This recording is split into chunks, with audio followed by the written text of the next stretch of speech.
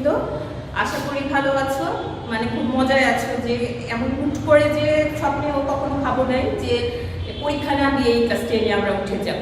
এখন ব্যাপারটা যত মজার লাগছে ভবিষ্যতে তত মজার লাগবে না, কারণ এই যে নবম শ্রেণীর একটা বড় গ্যাপ, মানে এই গ্যাপটা যে পড়াশোনার জন্য কত বড় একটা ল্যাপসেস সেটা ভবিষ্যতে টের পাবে। তো সেই ল্যাপসেসটা ফিল আপ করার জন্য কিছু করার ছিল না, এটা তো তোমাদের ইচ্ছাকৃত না, এটা পরিস্থিতির কারণে। তো সেটাও তো আমাদেরকে যেভাবেই হোক ফিল আপ করতে হবে, আর ফিল আপ করার জন্য আমাদের একটু অতিরিক্ত পরিশ্রম করতে হবে। অর্থাৎ দশম শ্রেণীতে যে উঠে গেছো, সেই নবম শ্রেণীর যে পড়াগুলো রয়ে গেছে সেগুলো আমাদেরকে ফিল আপ করার জন্য তোমাকে পড়াশোনায় মানে সময়টা বেশি দিতে হবে। তো আজকে আমি যে টপিকটা নিয়ে আলোচনা করব এটা তোমাদের জন্য একেবারেই নতুন, কারণ অষ্টম শ্রেণী পর্যন্ত আমরা ট্রান্সফরমেশন করেছি 6 থেকে 8, মানে ওগুলো কিন্তু আমরা 6-এ যা করেছি 8-এও তা করেছি, মানে সেন্টেন্স প্যাটার্নে, মানে অর্থগতভাবে অ্যাফার্মেটিভ, নেগেটিভ, ইন্টারোগেটিভ। আর আজকে আমরা যে টপিকটা নিয়ে আলোচনা করব সেটা হচ্ছে সেন্টেন্সেরই একটা প্রকার, কিন্তু এটা হলো স্ট্রাকচার অনুযায়ী। স্ট্রাকচার অনুযায়ী সেন্টেন্স হচ্ছে 3 প্রকার, একটা সিম্পল, কমপ্লেক্স, কম্পাউন্ড। তো ট্রান্সফরমেশন করতে হলে তো আমাকে চেঞ্জ করতে হবে, তো চেঞ্জ করতে হলে আগে তো একটা সেন্টেন্স চিনতে হবে। তোমাদের দশম শ্রেণীতে গেলে বা নবম শ্রেণীতে উঠলে যেই প্রবলেমটা হয় সেটা হচ্ছে মানে সবার কাছে এটা একটা জটিল কমপ্লেক্স বিষয়, ম্যাডাম এই সিম্পল, কমপ্লেক্স, কম্পাউন্ড বুঝি না। এর মূল কারণটা হচ্ছে আমার যেটা মনে হয় পড়াতে গেলে মূল কারণটা হচ্ছে তোমরা সেন্টেন্স চিনো না, মানে সিম্পল কোনটা আমি চিনলে না এরপরে এটাকে চেঞ্জ করবো। তো আজকে আমরা প্রথমেই সেজন্য একদম আমি ক্লিয়ারলি তোমাদেরকে বোঝানোর চেষ্টা করব। আশা করি তোমরা যদি ক্লাসটা তোমরা অনেক মেধাবী, আজকালকার স্টুডেন্টরা অনেক মেধাবী আমি জানি, একটু মনোযোগ দিয়ে ক্লাসটা করলে তোমরা বুঝে যাবে। আগে আমি তোমাদের সিম্পল, কমপ্লেক্স, কম্পাউন্ড সেন্টেন্স চেনার উপায়টা শেখাবো, কিন্তু এটা শিখতে হলে কিন্তু তোমাকে আগে ক্লজ বা ফ্রেজ সম্পর্কে জানতে হবে, তারপর নন ফাইনাল ভার্ব, ফাইনাল ভার্ব সম্পর্কে জানতে হবে। এই সম্পর্কে আমি এখন বলবো, তারপরে ডিটেলস ক্লাস আমার দুটো আছে এখানে, তোমরা একটু আগের ক্লাসগুলো দেখে নিও, তাহলে আরো ব্যাপারটা ক্লিয়ার হবে। আর ক্লাসে যখন দেখা হবে তখন তো আবার ক্লাস হবেই। তো কি বলছি যে আগে আমাদের phrase, clause, non final verb আর ফাইনাল ভার্ব এগুলো আমাদেরকে চিনতে হবে। লুক অ্যাট দ্য বোর্ড, হ্যাঁ করে এখানে সেন্টেন্স প্রথমটা আমি লিখেছি হ্যাভিং ফিনিশড মাই ওয়ার্ক, এখানে একটা কমা দেওয়া আছে, অর্থাৎ দুইটা sentence, I went to market.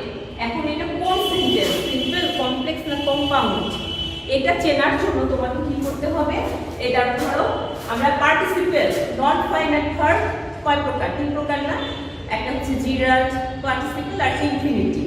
এই পার্টিসিপেলের মধ্যে আবার 3টা প্রকার আছে, একটা প্রেজেন্ট আর পাস্ট আর পারফেক্ট পার্টিসিপেল।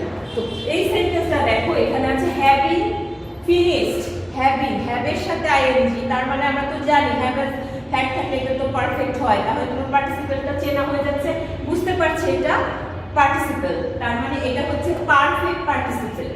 এই হ্যাভিং ফিনিশড মানে হচ্ছে হ্যাভিং থাকা মানে তোমার পারফেক্ট পার্টিসিপেল, খেয়াল করো। আর ফিনিশড এটুকু কি নন ফাইনাল ভার্ব, নন ফাইনাল ভার্ব, ঠিক আছে, অসমাপিকা ক্রিয়া। তো তুমি একটা সেন্টেন্স যখন শুরু হবে, দেখো একটু খেয়াল করো এই সেন্টেন্সটার মধ্যে কোনো সাবজেক্ট নাই, আমি একদম সহজভাবে বলছি, বই পড়তে গেলে বইয়ে কিন্তু অনেক জটিল। তো তুমি আমার কথাটা একটু আগে বোঝার চেষ্টা করো, তারপরে বই পড়বে।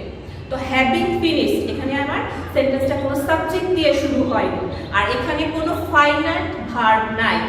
তো এই সিম্পল সেন্টেন্স চেনার ক্ষেত্রে একটা জিনিস তোমরা খেয়াল করবে, যে যেই সেন্টেন্সে কি থাকে না, সাবজেক্ট থাকে না, আর হচ্ছে তোমার কোনো ফাইনাল ভার্ব থাকে না, অর্থাৎ নন ফাইনাল ভার্ব থাকে, সেটা হচ্ছে একটা ফ্রেজ হয়।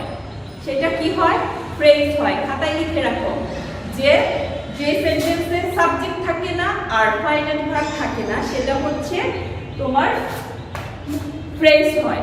তাহলে হ্যাভিং ফিনিশড মাই ওয়ার্ক, আর এখানে মাই হচ্ছে পসেসিভ অ্যাডজেক্টিভ আর ওয়ার্ক হচ্ছে নাউন, অর্থাৎ এখানে আমার কোনো সাবজেক্ট নাই প্লাস কি নাই, নন ফাইনাল ভার্ব নাই। তো একদম সহজভাবে মনে রাখো তাহলে ফ্রেজ, এটা আমরা হ্যাভিং ফিনিশড মাই ওয়ার্ক, এই পুরো সেন্টেন্সের বাক্যের এই সেন্টেন্সটা হচ্ছে একটা ফ্রেজ। এটা কি ফ্রেজ, তাহলে আমরা এখানে কিন্তু ফ্রেজ কাকে বলে সেটাও পেয়ে যাচ্ছি। ফ্রেজ হচ্ছে যার সাবজেক্ট থাকবে না প্লাস ফাইনাল ভার্ব থাকবে না। এরপর দ্বিতীয় অংশটা দেখো, দ্বিতীয় অংশটা এখানে আই ওয়েন্ট টু মার্কেট, আমি মার্কেটে গিয়েছিলাম, অর্থাৎ আমার কাজ শেষ হওয়ার পর আমি মার্কেটে গিয়েছিলাম। এই সেন্টেন্স, এই বাক্যাংশটার মধ্যে কিন্তু কি আছে, একটা সাবজেক্ট আছে আর একটা কি আছে, ওয়েন্ট হচ্ছে ফাইনাইট ভার্ব। ওকে, তাহলে মনে রাখবা যেই সেন্টেন্সে, যেই বাক্যাংশে একটা সাবজেক্ট প্লাস একটা ফাইনাইট ভার্ব থাকবে সেটা হয় ক্লজ।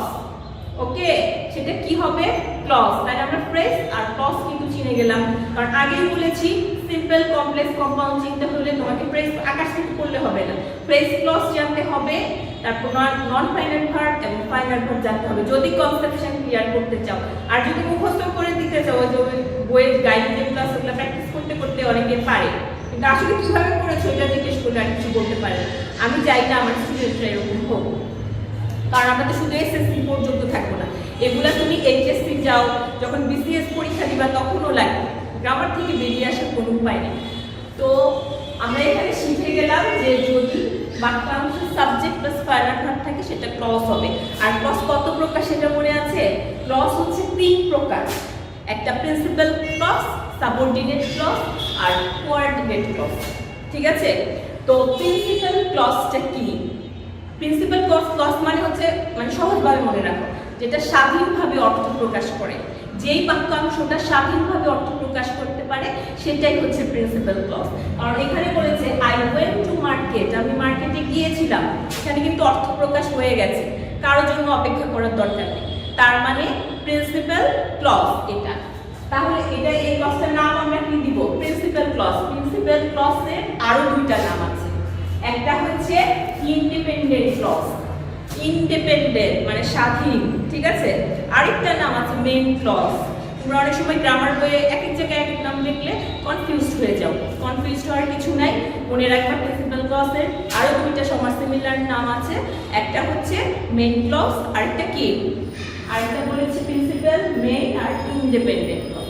অর্থাৎ ইন্ডিপেন্ডেন্ট শুনলেই আমরা বুঝি যেটা স্বাধীনভাবে অর্থ প্রকাশ করতে পারে। তাহলে সিম্পল সেন্টেন্স হওয়ার শর্ত কিন্তু আমরা পেয়ে গেছি, এবার খাতায় নোট করো। সিম্পল সেন্টেন্স হওয়ার শর্ত হচ্ছে একটা ফ্রেজ থাকতে হবে আর একটা প্রিন্সিপাল ক্লজ থাকতে হবে।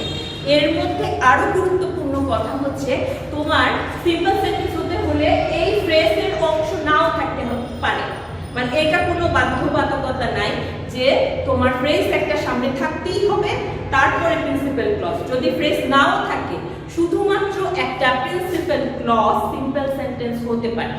ওকে, তাহলে তুমি খাতায় নোট করবে যে সিম্পল সেন্টেন্স হতে হলে একটা প্রিন্সিপাল ক্লজ অবশ্যই থাকতে হবে। প্রিন্সিপাল ক্লজ মানে কি, যে বাক্যাংশটা একটা স্বাধীন অর্থ প্রকাশ করতে পারে। ক্লিয়ার? ধরে নিচ্ছি আমরা সিম্পল সেন্টেন্সের কনসেপশনটা আমাদের কাছে ক্লিয়ার। এখন তোমরা সেন্টেন্স থেকে চিনতে পারবে যে কোনটা সিম্পল সেন্টেন্স। এরপরে সিম্পল সেন্টেন্সের পরে আমরা এবার কমপ্লেক্স শব্দটার অর্থটাই কি, জটিল, মানে এটা একটা জটিল বিষয়। আসলে যদি বুঝো তাহলে কিন্তু কিছু জটিল না, ম্যাডামের কথা একটু মনোযোগ দিয়ে শুনো। কমপ্লেক্স আমরা কিন্তু এর আগে সিম্পল সেন্টেন্সের বেলায় সব আলোচনা করে ফেলছি, এখন আর এত বুঝার কিছু নাই। Finite verb, non finite verb, phrase, clause, এখন বুঝতে সহজ হবে। বোর্ডে দেখো, এখানে আমি লিখেছি আই হ্যাড এ পেন, আমার একটা কলম ছিল। একটা বাক্য কিন্তু এটা স্বাধীনভাবে অর্থ প্রকাশ করতে পারে। আর এখানে কি আছে, আই কি সাবজেক্ট আর হ্যাড হচ্ছে ফাইনাইট ভার্ব, তার মানে আমার ক্লজের শর্ত কিন্তু এখানে পূরণ হয়ে গেছে। অর্থাৎ আমার সাবজেক্ট আছে প্লাস ফাইনাইট ভার্ব আছে, তার মানে এটা একটা ক্লজ। কোন ক্লজ সেটাও বলতে পারবে, কারণ আমি প্রথমেই বলেছি এটা স্বাধীনভাবে অর্থ প্রকাশ করে ফেলছে। আই হ্যাড এ পেন, আমার একটা কলম ছিল, তার মানে এটা কোন ক্লজ, প্রিন্সিপাল ক্লজ।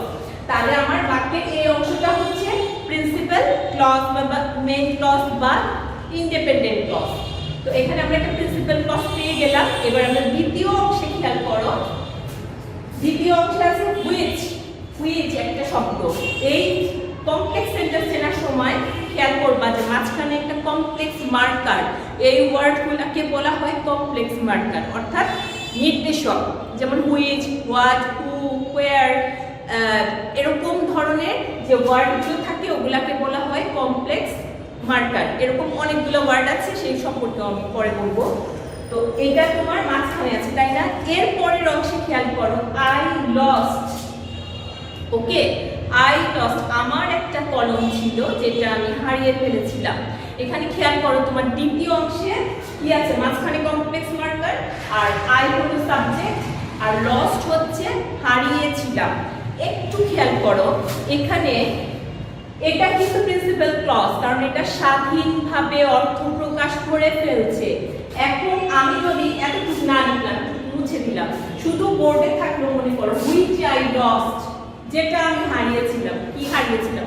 অর্থ প্রকাশ করেছে? পূর্ণ অর্থ প্রকাশ করে নাই।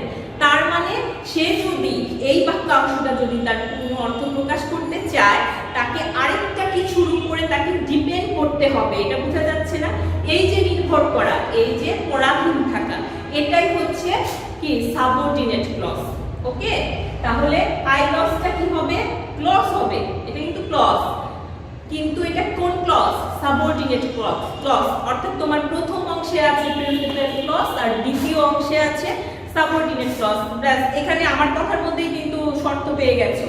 এখন তোমরা লিখে ফেলবে যে কমপ্লেক্স সেন্টেন্স চেনার উপায় হচ্ছে একটা কি থাকতে হবে? একটা প্রিন্সিপাল ক্লজ থাকতে হবে অবশ্যই, আর একটা সাবঅর্ডিনেট ক্লজ থাকতে হবে, আর মাঝখানে একটা কি থাকবে? Complex marker. এটাকে বলা হয় কমপ্লেক্স, এই ওয়ার্ডগুলোকে বলা হয় কমপ্লেক্স মার্কার। ওকে, তাহলে আমি যদি তোমাকে বলি যে কমপ্লেক্স সেন্টেন্স কিভাবে চিনবা, বলবা যে একটা সাবঅর্ডিনেট ক্লজ থাকবে আর একটা প্রিন্সিপাল ক্লজ থাকবে। একটা না থাকলে কি হবে না? কমপ্লেক্স সেন্টেন্স হবে না, দুইটা অংশই বাক্যে থাকতে হবে। ওকে, আমরা কমপ্লেক্স মার্কার শব্দটা ইউজ করেছিলাম, যে এটা কিন্তু তোমাদের কাছে মনে হয়েছে কমপ্লেক্স মার্কার আবার কি, কিন্তু এটা সম্পর্কে তোমরা সবাই জানো। যেমন WH ওয়ার্ডগুলো তো সবাই জানো, কি, হু, হোয়াট, হুইচ, ওয়্যার, হাউ, আর এর সাথে ইফ, আনলেস বা আনটিল থাকতে পারে, অ্যাজ, সিন্স, অলদো, দো, এগুলো হচ্ছে কমপ্লেক্স মার্কার। অর্থাৎ তোমার কমপ্লেক্স সেন্টেন্সে এই জিনিসটা তুমি খুঁজে পাবে। এটা দেখলে কি আরেকটু ক্লিয়ার, মানে কনসেপশনটা আরো ক্লিয়ার হয়ে যাবে যে এটা তোমার কমপ্লেক্স সেন্টেন্স। ওকে, আমরা তাহলে সিম্পল কমপ্লেক্স সম্পর্কে ধারণা পেয়ে গেলাম। এবার কম্পাউন্ড সেন্টেন্সটা রয়ে গেছে। একটু বোর্ডে খেয়াল করো, আই হ্যাড এ পেন, আমার একটি কলম ছিল, এন্ড, এবং আই লস্ট দ্য পেন, এবং কি আমি সেটা হারিয়ে ফেলেছিলাম। একটু খেয়াল করো যে এখানে আই সাবজেক্ট আর ফাইনাল ভার্ব আছে হ্যাড, তার মানে এটা কি তোমার ক্লজ, এটা তোমরা জেনেই গেছি। আর যেহেতু স্বাধীনভাবে অর্থ প্রকাশ করেছে, তার মানে এটা প্রিন্সিপাল ক্লজ। আর এন্ড, অর, বাট, এগুলো যে কনজাংশন তো আমরা চিনি। এরপরের বাক্যটা খেয়াল করো, আই লস্ট দ্য পেন, এখানেও আই সাবজেক্ট আর তোমার একটা ফাইনাল ভার্ব যেহেতু আছে, তার মানে এটা হচ্ছে ক্লজ। কি ক্লজ? এখানে পার্থক্য শুধু একটাই, তোমার কম্পাউন্ডের সাথে আই লস্ট দ্য পেন, এটা স্বাধীনভাবে অর্থ প্রকাশ করছে। আর কমপ্লেক্স সেন্টেন্সের বেলায় দ্বিতীয় অংশে স্বাধীনভাবে অর্থ প্রকাশ করে নাই। এটা যেহেতু স্বাধীনভাবে অর্থ প্রকাশ করেছে, তার মানে এটাও প্রিন্সিপাল ক্লজ। একদম সহজ একটা বিষয়। তাহলে কি কম্পাউন্ড সেন্টেন্স হতে হলে তোমার শর্ত হতে হবে দুইটা অংশেই কি থাকবে? Principal clause. অর্থাৎ দুইটা বাক্যই স্বাধীন অর্থ প্রকাশ করবে, আর মাঝখানে থাকবে কনজাংশন। এটাই হচ্ছে কম্পাউন্ড সেন্টেন্স। ওকে, তো আজকে আমরা আমার মনে হয় অনেক কিছু পড়ে ফেলছি, এর থেকে বেশি পড়লে আবার বেশি হয়ে যাবে, দরকার নেই। আমরা আস্তে আস্তে সুন্দর করে স্পষ্ট করে শিখব। তো ক্লাস এতটুকুই থাকলো পড়াশোনা। আর আরেকটু কথা শেষ করার আগে বলে দিচ্ছি যে সবাই লক্ষ্মী হয়ে থাকো, সৃষ্টিকর্তার কাছে প্রার্থনা করো যে আমরা আবার খুব তাড়াতাড়ি, খারাপ লাগলেও খুব তাড়াতাড়ি আবার স্কুলে চলে আসতে পারি, আমরা যেন আবার স্বাভাবিক জীবনে ফিরে যেতে পারি। কারণ এখন তোমাদের দশম শ্রেণী যেহেতু গুরুত্বপূর্ণ একটা ক্লাস, আর আরও গুরুত্বপূর্ণ ক্লাস যেটা মানে আমি মনে করি নবম শ্রেণীটা যে বেসিকটা ছিল সেটা যেহেতু তোমরা হারিয়ে ফেলেছো, তাহলে এটা তোমাদের খুব গুরুত্বপূর্ণ একটা সময়। বাসায় থাকলে ওই সময়টা কাজে লাগাও, অনলাইন ক্লাস দেখো, পড়াশোনা করো, ভালো থাকো। আবার দেখা হবে।